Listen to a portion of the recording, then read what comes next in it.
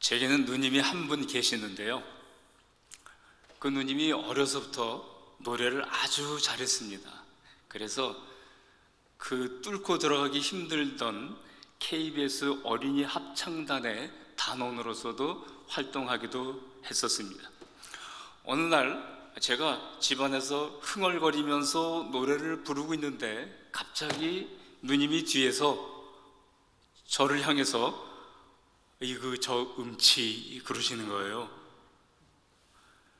그때부터 저는 누나만 옆에 있으면 주눅이 들어서 나도 모르게 음치가 되어버리고 말았습니다. 저도 노래를 못 부르는 편은 아닌데 말이죠.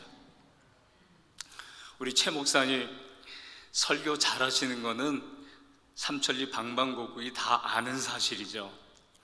저도 설교를 잘 못하는 편은 아니지만 최 목사님이 앞에 계시면은 주눅이 들어서 잘 안 된단 말이죠. 그런데 오늘은 설교가 아니라 강의를 하라고 하셔서 제가 기쁜 마음으로 이 자리에 섰습니다. 저도 기쁜 마음으로 강의를 할 테니까 여러분들도 기쁘게 은혜스럽게 이 강의에 참여해 주시기를 바랍니다.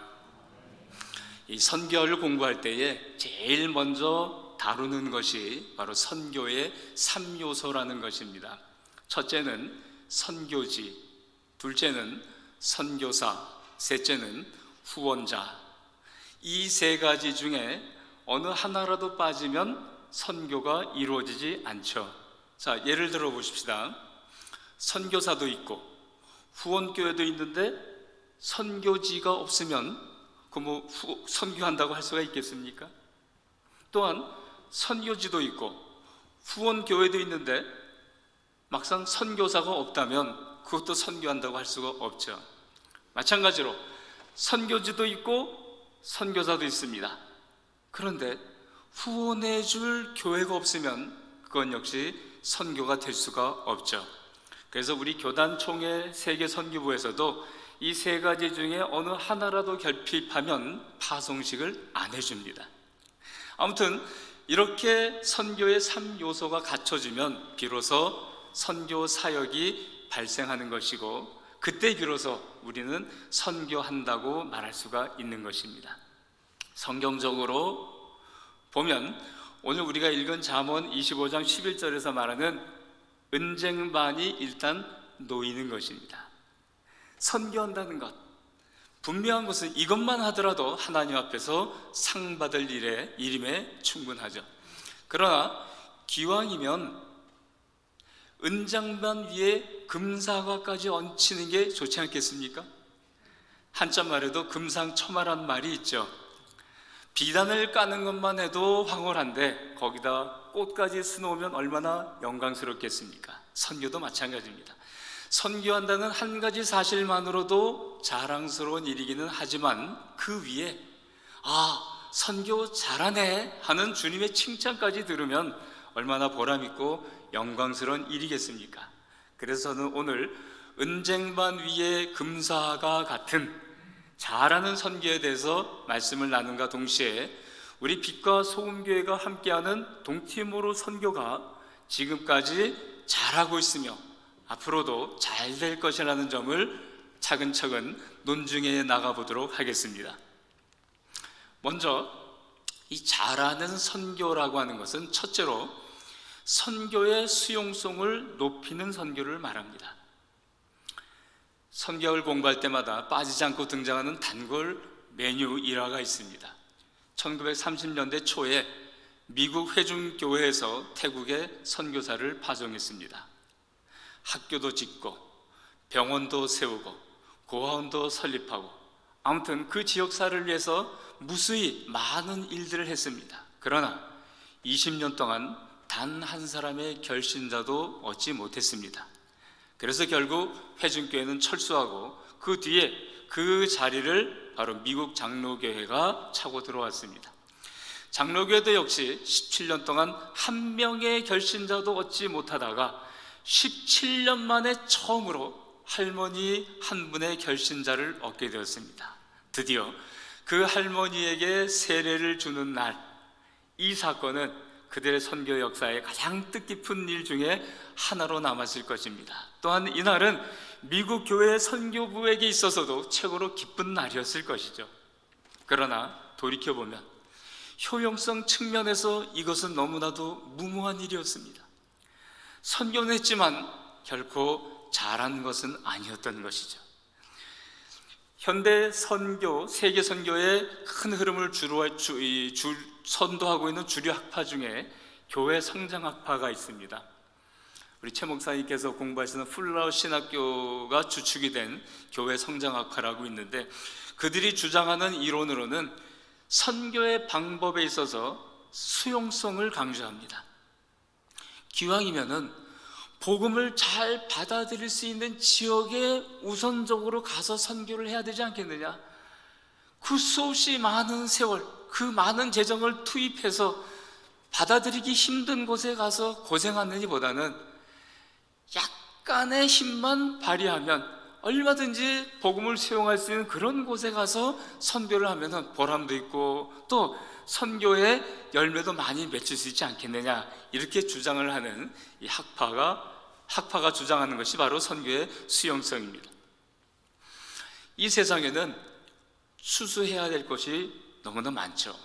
정말 한시도 아까운 일이 아닙니까? 추수할 것은 많은데 일꾼이 없구나. 얼마나 주님께서 애타면 이런 비유까지 하셨겠습니까? 추수할 곳이 너무나도 많은데 어느 한 곳 잘 되지도 않는 그 지역에 가서 열심히 수고만 하고 있다면은 이거는 결코 잘한다고 할 수 있지 않겠느냐, 잘한다고 할 수 없지 않겠느냐, 이렇게 주장하는 것입니다. 예수님께서도 그런 말씀하셨죠. 제자들을 보내셔서 복음을 전하게 하셨는데 어느 마을에 들어갔더니 그들을 받아들이지도 않고 거부하고 그러면은 차라리 너희들 발을 털고 다른 곳으로 가라, 그러지 않습니까? 바울도 마찬가지죠. 처음에는 자기와 동족인 유대인들에게 가서 얼마나 선교하려고 했습니까? 얼마나 복음을 전하려고 했습니까? 그럼에도 불구하고 유대인들이 받아들이지 않으니까 자, 이제부터 나는 이방인들에게 가겠노라 하고 선교의 방향을 틀어버리지 않습니까? 왜 그랬을까요? 좀 더 효과적으로, 좀 더 효율성 있게 선교를 하기 위해서죠. 그래서 이것을 이 선교의 수용성이라고 합니다. 우리 동티모르의 상황을 보시면은 450년 동안 이 포르투갈의 지배를 받아서 이 동티모르 인구의 90%가 이미 카톨릭화 되었습니다. 아마도 이 95%의 인구가 카톨릭인 마을에 들어와서 복음을 전하려면은 많이 애를 써야만 될 것이었습니다. 그러나 하나님께서 우리에게는 좋은 일인지 모르겠지만 인도네시아를 잠깐 등장시켜서 그들을 지배하게 하십니다.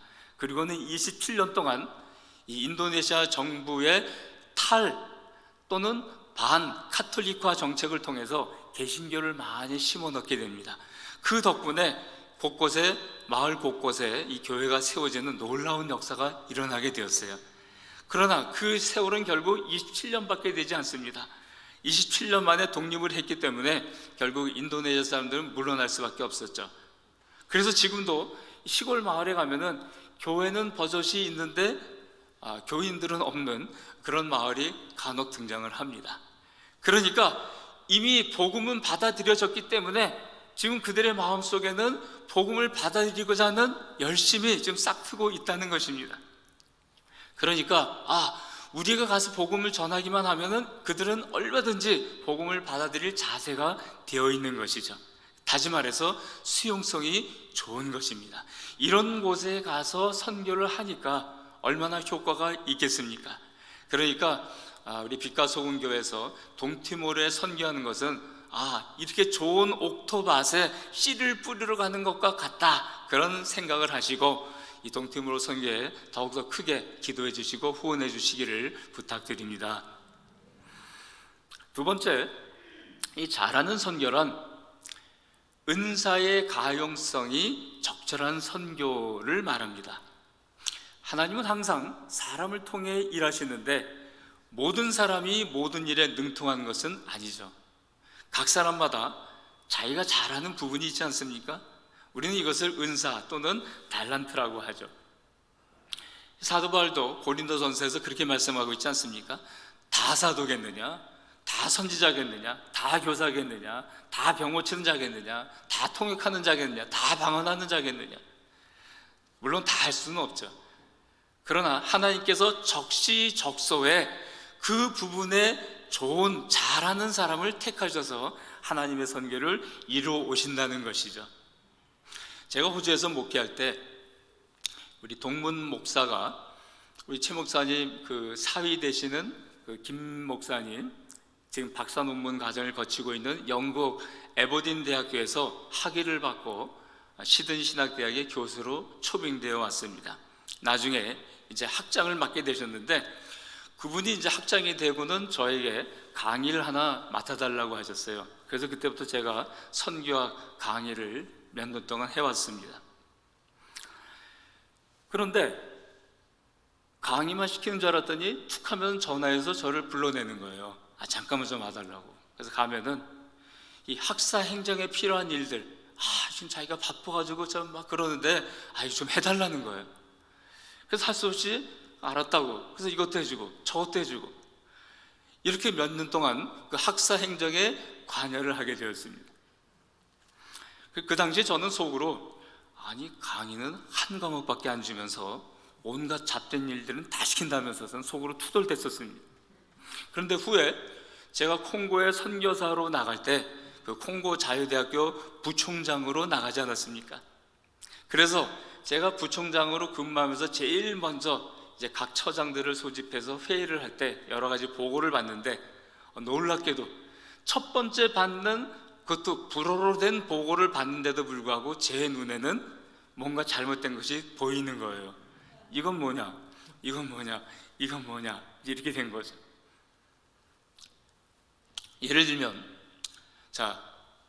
어느 학과의 교족부에 아브라함 링컨이라는 학생 명단이 있는데, 조금 더 밑에 내려가다 보니까 링컨 아브라함이라는 사람이 있어요. 뭐 그럴 수도 있겠죠. 좀 더 내려가 보니까 이번에는 아브라함이 아니라 아브람 링컨이라는 사람이 있어요. 그래서 너무 이상해가지고 교무처 직원을 불러서 데리고 오라고 그랬습니다. 그랬더니 한 학생인 거예요. 학생은 하나인데 이름은 세 개인 겁니다. 왜 그랬을까요? 이 교무처 직원이 비위를 저지른 거죠. 학생들 명단을 부풀려 놓고 숫자를 그렇게 만들어 놓은 다음에 이제 3, 4학년 때쯤 되면은 다른 사람을 돈 받고 넣어주는 거예요. 그럼 이 사람은 1년만 공부하고 학위를 따는 겁니다. 이런 식으로 비위를 저지르는 거예요. 어느 학생이 성적 증명서를 띄러 왔습니다. 제가 우연히 마주쳤어요.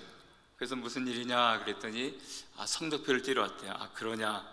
그랬는데 며칠이 지났는데도 또 학생이 왔어요. 뭔 일이냐 그랬더니 성적표 때문에 왔대. 너 지난번에 오지 않았느냐? 아직 안 돼가지고 그래서 다시 왔대요. 그래서 제가 교무처 직원을 불러서 물었습니다. 어떻게 됐길래 아직도 못했느냐? 이 성적표가 이 교무처에 없고 각 학과 사무실에 가지고 다 과목마다 뒤져가지고 그래서 꺼내가지고 하다 보니까 평균 2달 정도 걸린대요. 이건 정말 말이 안 되는 일이잖아요. 그래서 그때부터 제가 한동대학교에 이 총장에게 편지를 보내가지고 이런저런 사정 얘기를 했더니 한동대학교에서 해마다 2명의 인턴 학생들을 보내줬습니다. 그래서 그 해마다 2명의 인턴 학생들이 무려 6년에 걸쳐서 모든 학교에 지나왔던 모든 일들을 다 데이터베이스화 해가지고 이제 학번만 치면은 그 학생에 대한 모든 것들이 다 나올 수 있도록 그렇게 만들어졌습니다. 근데 만드는 과정에 굉장히 어려운 일들이 있었어요. 뭐냐면 이렇게 하나씩 끄집어내가지고 성적표를 다 빼서 전산 작업을 하는데 또 다른 버전이 나오는 거예요. 이 성적표가 버젓이 거기에는 그 학과 교수의 사인까지도 들어있는 거예요. 같이 들어있는데 점수가 달라요. 각 버전들마다. 이거 어떻게 된 거냐? 다들 모르겠대요. 그럼 난리잖아요. 그래서 또다시 작업을 다시 했습니다. 자, 예를 들면 어느 학생이 성적표를 띄러 왔는데 자기가 옛날에 갖고 있던 버전은 68점으로 되어 있는데 이번에 새로 띄워왔더니 75점으로 되어 있다. 그러면 이 학생은 나 68점인데 왜 75점을 해줬어요? 이렇게 따지는 학생은 없잖아요. 만일에 근데 이 학생이 가지고 있는 버전으로는 75점인데 학교에서 갖고 있는 버전은 68점이에요. 그래서 68점으로 떼주면은 분명히 따질 거잖아요. 아니 이거 어떻게 이런 일이 있을 수 있느냐고. 그래서 제가 이제 인턴들을 불러놓고 기왕이면은 모든 버전들 다 취합해가지고 기왕이면 제일 높은 걸로 해줘라. 어쩔 수 없지 않느냐. 지나간 일인데 어쩔 수 없으니까 일단 그렇게 해라.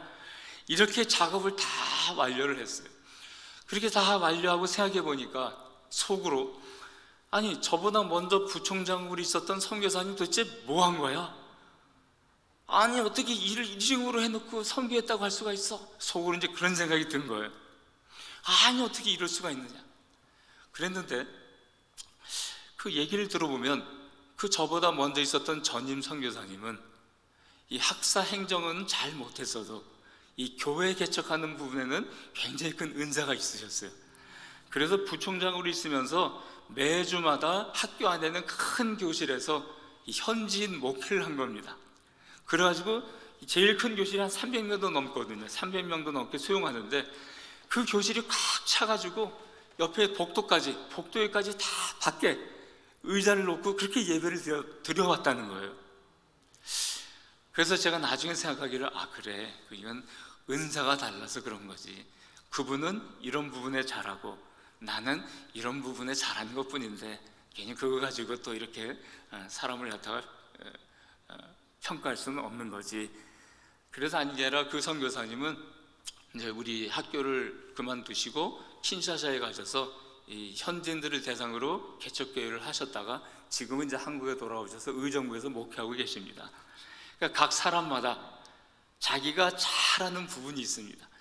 그 잘하는 부분에 집중해서 하면 더 큰 열매를 맺을 수가 있게 되는 것이죠.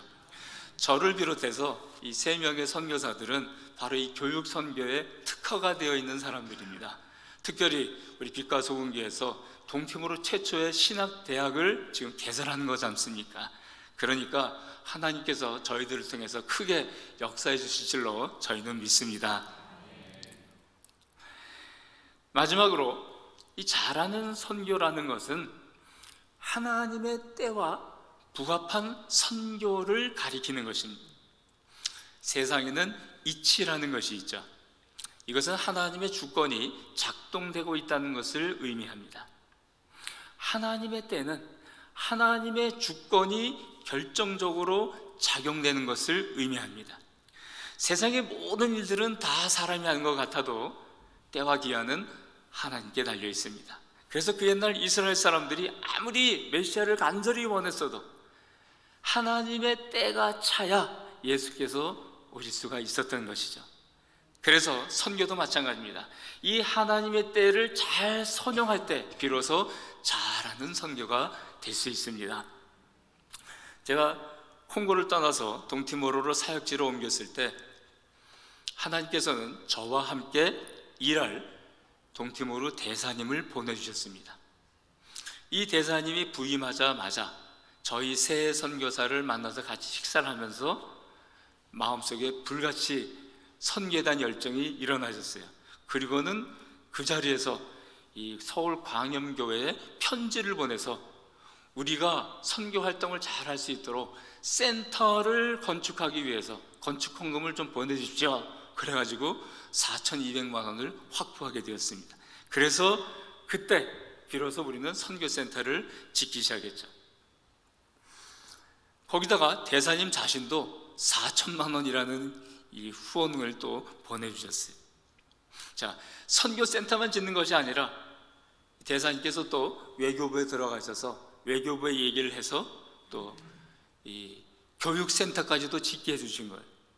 그래서 그 교육센터는 국무총리 영부인의 재단 이름으로 지었지만 저희들이 쓸 수 있도록 그렇게 MOU를 맺었습니다. 그래서 저희는 지금 교육센터도 쓸 수 있고 선교센터도 쓸 수 있고 얼마든지 많은 활동할 수 있는 공간을 지금 우리는 확보해 놓고 있는 것입니다. 놀라운 일이죠. 거기다가 또 코이카 사업 중에 이 동티모르에 태양광 발전소를 세워주는 일이 있는데 그 중에 일부를 또 저희 센터에 세워주셔가지고 저희는 전기도 있고 잘 지낼 수 있게끔 그렇게 되었습니다. 그리고 마지막으로 이분이 3년 임기를 마치고 가시기 직전에 작년 10월 달에 저를 급히 불러가지고 제가 다시 또 동티모르로 들어가지 않았습니까? 그래서 동티모르에 들어가서 바로 국무총리 영부인과 저와 그리고 중간에 대사님이 3자로 껴서 MOU를 맺었습니다. 그 사진을 한번 좀 보여주시겠습니까? 예, 가운데 계시는 분이 바로 대사님이십니다. 예, 이분이 대사님이십니다. 국무총리 영부인과 선물을 교환하고 있고 그 뒤에 그 국무총리의 사진이 보이죠? 액자리에. 예. 예, MOU에 이제 사인을 하는 장면입니다.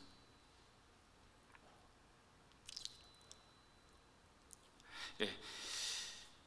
이 국무총리 영부인 덕분에 저희는 비자 염려 없이 편하게 그저 사역만 하면 될 수 있을 정도로 모든 것이 원활하게 잘 돌아가게 되었습니다. 이런 걸 가만히 보면은 다 하나님이 하신 일이죠.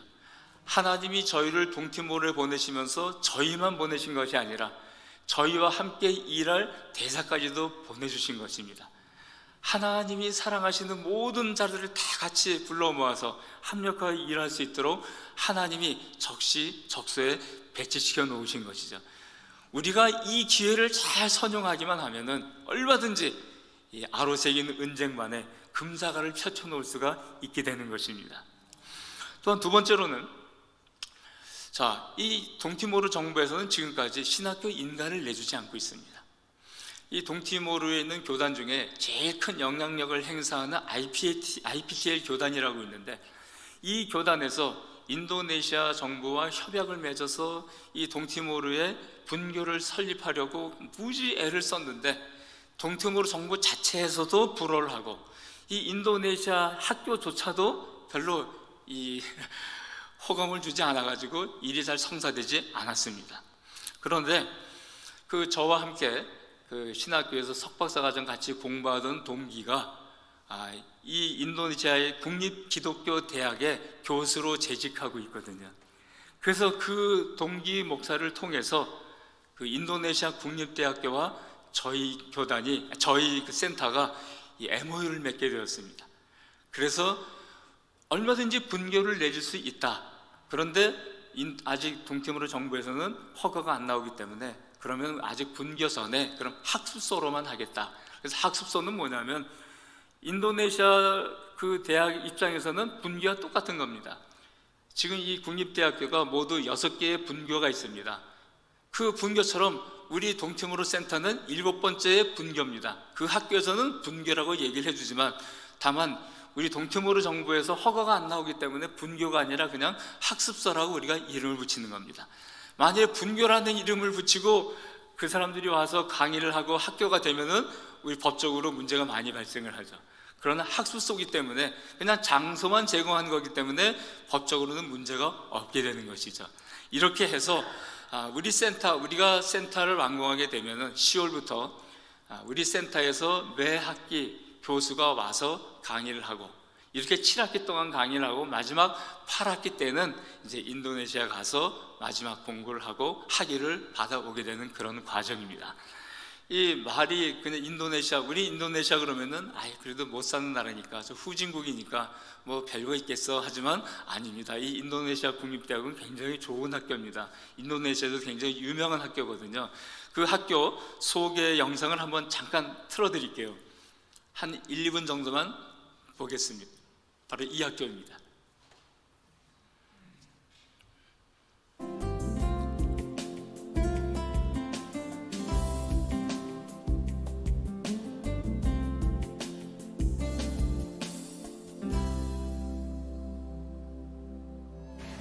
Salam sejahtera bagi Bapak Ibu, saudara sekalian dimanapun Anda berada. Akhir-akhir ini banyak dari 지금 anak-anak 신학과 석사 과정에 kemana mereka akan 공부 중인 학생이 지금 학교에 대해 menyelesaikan 소개하는 장면입니다. pendidikan di bangku sekolah menengah atas atau program studi apa yang mereka akan pilih setelah itu. Kenapa bingung? Mari gabung bersama kami di Institut Agama Kristen Negeri Kupang atau IAKN Negeri Kupang. Di IAKN Kupang ada banyak pilihan program studi. Pertama, Fakultas Keguruan dan Ilmu Pendidikan Kristen yang terdiri dari program studi pendidikan agama Kristen, program studi pendidikan anak usia 지금 dini 이제 Kristen, 신학대학입니다. program studi 기독교 manajemen pendidikan, 교육대학입니다. program studi bimbingan dan konseling, program studi pendidikan seni musik Kristen, program studi pendidikan penyuluh agama Kristen.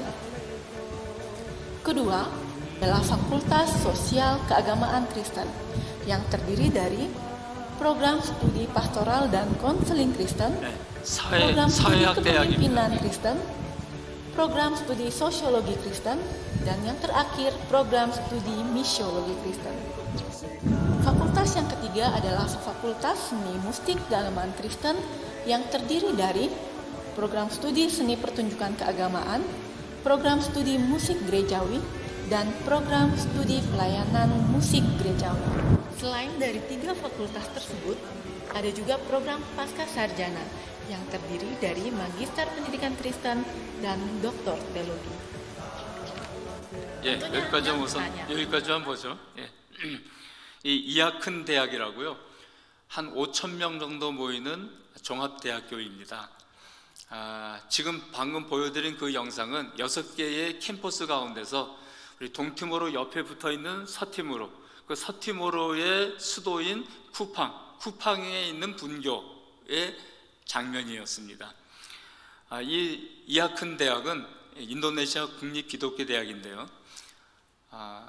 재작년까지만 하더라도 단과대학이었습니다. 그러니까 학과가, 인도네시아는 대학이 모두 3개가 있어요. 유니버시티가 있고, 그 다음에 인스티튜트가 있고, 그 다음에 스테인킨이라는 게 있습니다. 이거는 세 번째 거는 단과대학만이고, 두 번째하고 첫 번째는 종합대학인데, 그 종합대학을 어떻게 분류하면은 5천 명 이상일 때는 유니버시티, 5천 명 이하일 때는 인스티튜트, 이렇게 결정이 되어집니다. 그래서 재작년에 그 ST에서 지금 인스티튜트로 올라온 학교입니다. 이렇게 레벨이 높아졌기 때문에 정부에서 지원되는 금액이 훨씬 더 많아지고 있죠. 바로 그 대학에서 우리가 짓는 센터에 와서 학생들을 교수가 와서 가르치고 그리고 돌아가는 것입니다. 그러니까 우리 동티모르에 있는 신학생들은 돈 들여서 힘들여서 인도네시아까지 가서 공부할 필요가 없고, 이제는 동티모르 현지에서 신학교육을 잘 받을 수가 있는 것이죠. 이것만 하더라도 얼마나 놀라운 일입니까? 이 동티모르에서 가장 큰 교단이 그렇게 기를 쓰고 애를 써도 되지 못한 일을 아마도 그 영부인의 힘이 좀 컸었겠죠. 이렇게 해서 아무튼 이루어진 것을 보면은 하나님이 우리와 함께 하시는구나, 그런 걸 느낄 수가 있었습니다. 근데 아까 아침 예배 때도 우리 목사님께서 잠깐 말씀을 드리셨지만, 여기에도 사실 문제가 있긴 있습니다. 목사가 배출되어서 그 목사가 열정적으로 헌신하여 교회를 세웠다고 해도 사실 생계가 보장이 안 되거든요. 동티모르가 워낙 가난해서 교인들이 마음은 있어도 헌금이 잘 안 나옵니다. 그래서 목사를 만들기 전에 먼저 안정적인 생계를 보장해 줘야 될 필요가 있는 것이죠. 그래서 기독교 교육과에 들어가서 졸업을 하게 되면 이 동티모르 정부는 인도네시아의 시스템을 그대로 들여왔기 때문에 거기에 매 공립학교들마다 종교 교사가 있습니다. 반드시 종교학 공부를 해야만 해요. 이슬람은 이슬람, 또 카톨릭은 카톨릭, 또 기독교는 기독교, 각 종교마다 이렇게 종교교사를 보내서 교육을 받도록 하고 있습니다. 그래서 종교교사 굉장히 부족하거든요. 일단 종교교사가 되면 정부에서 교사 월급을 주니까 일단 생계는 보장이 되는 것 아니겠습니까? 그러니까 낮에는, 평일에는 학생들에게 복음을 전하고, 그리고 주말에는 또 교인들에게 또 예배당에 모여서 복음을 전하고 이러니 얼마나 좋습니까? 그래서 이 일을 우리가 이제 추진하고 있는 것입니다. 다시 말해서 기회적 측면에서 볼 때 이제 이 동티모르 복음화를 위해서 하나님의 때가 찬 것이 눈에 보입니다. 이 기회를 잘 선영하면 하나님이 기뻐하시는 아름다운 열매를 풍성히 맺게 될 줄로 믿습니다. 마지막으로 기도 제목을 좀 말씀을 드리고자 합니다. 선교센터 공사를 진행하다가 갑작스럽게 교육센터를 짓게 되었죠. 그래서 선교센터를 짓다가 교육센터를 먼저 완공을 했습니다. 교육센터는 약 180평 정도 되는 아주 크고 넓은 센터입니다. 센터 안에 큰 교실만 6개가 있고요, 사무실이 2개가 있고, 그 다음에 화장실, 또 발전기 놓는 전기센터, 이런 것들이 다 구비되어 있습니다. 일단 교육센터만 가지고도 충분히 무슨 사역을 할 수가 있습니다. 그런데 그 위에다가 우리 선교센터를 짓게 되는 거니까 굉장히 더 큰 일들을 많이 할 수가 있는 것이죠. 그래서 이 선교센터를 지금 마무리해야 되는데 갑자기 1년 전에 코로나가 발生하면서 이 공사가 중단하는 사태에 이르게 되었습니다. 이 동티모르는 병원이 없어요. 그래서 병 걸리면은 그냥 죽는 수밖에 없습니다. 그러니 동티모르 정부 입장에서도 코로나가 한 명이 발생하면 큰일 나는 거죠. 그래서 코로나가 확진자가 나왔다, 그 말을 듣자마자 그때부터 동티모르 정부는 국가 봉쇄 정책을 편 겁니다. 비행기도 못 뜨고요, 배로도 못 가고요, 아무것도 못 갑니다. 이렇게 봉쇄 정책을 펴니까 불과 몇 달 전만 하더라도 약 50명 정도의 확진자가 발생했을 뿐입니다. 그런데 갑자기 요 근래 들어서 갑자기 확진자가 급증하기 시작했어요. 지금은 하루에 평균 50명 이상이 확진이 되고 있습니다. 동티모르 전체 인구가 130만 명밖에 안 되거든요. 그런데 하루에 50명이면 이건 우리나라보다 더 많이 발생하고 있는 현상입니다. 그러다 보니까 지금은 아예 봉쇄 정책만 펴는 것이 아니라 마을에서 나가지를 못합니다. 우리 아따로 섬에도 섬 마을에서 이 마을에서 저 마을로 못 가게 경찰이 계속 지키고 있습니다. 그러니 공사는커녕 지금 교회도 예배당에도 참석을 못하는 그런 상황이 되었습니다. 이렇게 공사가 멈추고 있어요. 10월부터는 반드시 이 학기가 시작이 돼야 되는데 빨리 공사를 해야 됩니다. 물론 교육센터가 있으니까 나름대로 최후의 저지선은 있지만 그래도 빨리 이 공사가 완료가 돼야 돼요. 그래야 6명의 학생들이 3주 동안 그곳에 머물면서 숙식하면서 공부를 할 수가 있거든요. 그리고 숙식뿐만 아니라 그 안에 도서관 시스템도 있기 때문에 학생들이 공부를 하고 강의를 듣고 도서관에 가서 열심히 공부하고 나름대로 교수님이 내준 숙제도 다 제출하고 이렇게 해야만 되거든요. 그래서 공사가 빨리 진행이 돼야 되는데 지금 중단된 상태입니다. 아직은 이제 2층에 슬라브까지만 쳐놨어요. 그것만 하더라도 얼마나 다행인지 모르겠어요. 일단 공사하는 사진을 조금 보여주시죠. 예. 바로 2층 슬라브를 놓는 장면입니다.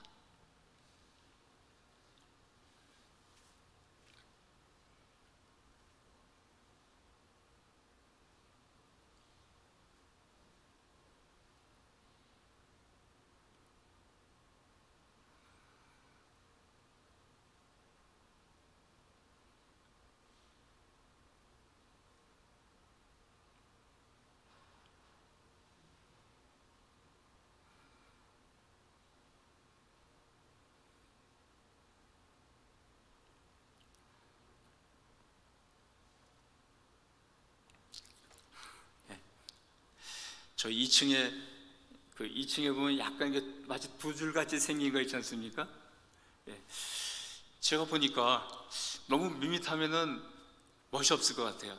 그래서 좀 더 멋있게 하는 방법이 없을까 하고 고민하다가 그러면은 약간 앞에 튀어나오게 해가지고 앞부분을 이렇게 튀어나오게 하면은 그래도 조금 괜찮지 않을까. 그래서 그거 하느라고 또 시간이 많이 걸렸어요. 그건 저의 아이디어였습니다. 아무튼 2층에 슬라브를 쳐놓으니까 이제는 비가 안 들어오잖아요. 그것만 하더라도 얼마나 감사한지 모르겠어요. 일단 저희 선교사들이라도 먼저 일단 그 안에 내부 시설만이라도 공사를 진행해 나가려고 합니다.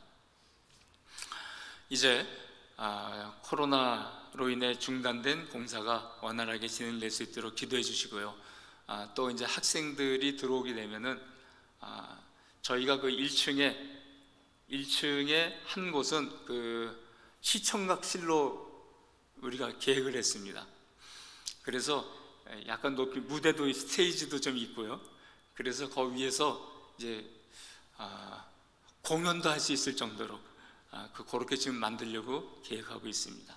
여러 가지 학생들을 위한 편의 시설들, 도서관에 놓을 뭐 장치들, 또 책상, 침대, 뭐 칠판, 의자, 뭐 이런 시설들을 위해서 컨테이너를 좀 띄워야 될 일이 있습니다. 이것만도 굉장히 참 벅찬 일인데 여러분들께서 기도 많이 해주시길 바랍니다. 그리고 올해 선발된 6명의 학생들, 그 학생들이 이제 10월부터 착실하게 수업을 잘 받을 수 있도록 끊임없이 중보 기도해 주시기를 부탁을 드립니다. 하나님께서는 부족한 종들을 사용하셔서 하나님의 큰 일들을 이루시길 원하십니다. 사실 은쟁반에 풋사과만 올려놔도 괜찮죠. 하지만 기왕이면은 은쟁반에 금사과를 놓으면 얼마나 좋겠습니까? 그냥 선교하는 것으로 나 선교했다, 우리 교회가 선교했다, 여기서 만족하지 마시고 정말 선교 잘한다, 남들이 보기에도 정말 선교 잘한다, 바로 이런 잘하는 선교 잘하는 교회로 그렇게 이름을 얻을 수 있는 빛과 소금 교회가 되시기를 주님의 이름으로 축원드립니다. 한번 기도하겠습니다.